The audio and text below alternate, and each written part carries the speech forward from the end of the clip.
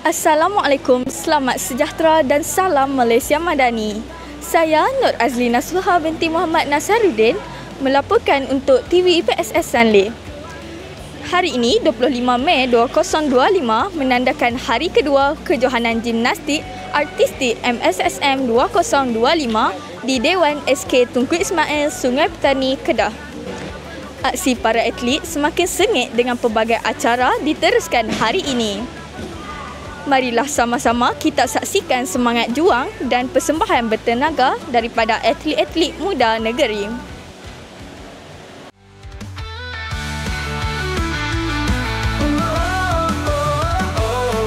Setiap latihan jadi irama, gerakan indah bagaikan bahasa. Di lantai palang dan juga gelang, kami ukir kisah cemerlang. Ayu melentur berputar ke langit, senyuman ini takkan pernah surut. Jatuh bangkit, ku terus berdiri, kerana mimpi ini milikku pasti.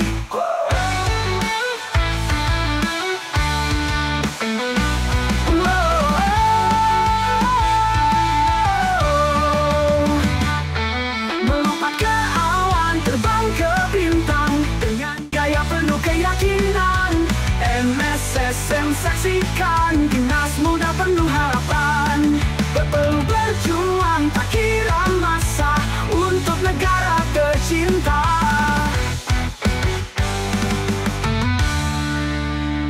Melompat ke awan, terbang ke bintang, dengan gaya penuh keyakinan. MSSM saksikan, gimnas muda. Hai, Assalamualaikum. Nama saya Muhammad Mualif bin Jafri dari wilayah Persekutuan Kuala Lumpur. Nama saya Airisha dari kontingen Negeri Selangor. Saya Cikgu Ahmad Abdul Salam Husni. Saya wakil daripada kontingen Sarawak. I'm Maureen. I'm from representing the Johor team.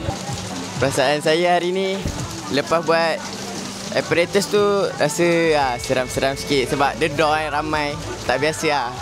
Perasaan nervous tu mesti ada sebab ramai pesaing-pesaing yang kuat. Dan saya harap yang saya boleh dapat keputusan yang cemerlang lah dalam setiap acara yang saya masuk ni. Untuk cabaran ya, bawa kita kontingen ke sini sejujurnya lah bila saya bersama dengan atlet, antara cabarannya adalah bila dia ada kita panggil apa ya. Saya selalu bagi tahu ya, saya punya atlet ya, bila kita beraksi fokus on yourself, lupakan benda lain. So cabaran dekat sini adalah bila ramai orang nak bagi dia macam tips, panduan, tetapi actually in the end they have to focus on themselves. Itu yang paling penting. All the best Johor. That's all. Thank you. Itu sahaja laporan bagi sesi pagi kejohanan gimnastik artistik MSSM 2025. Pelbagai aksi menarik dan penuh semangat telah dipersembahkan oleh para peserta yang terus bersaing merebut kejuaraan. Saya Nur Azlina Suha binti Muhammad Nasaruddin. Teruskan bersama kami untuk liputan sesi petang nanti.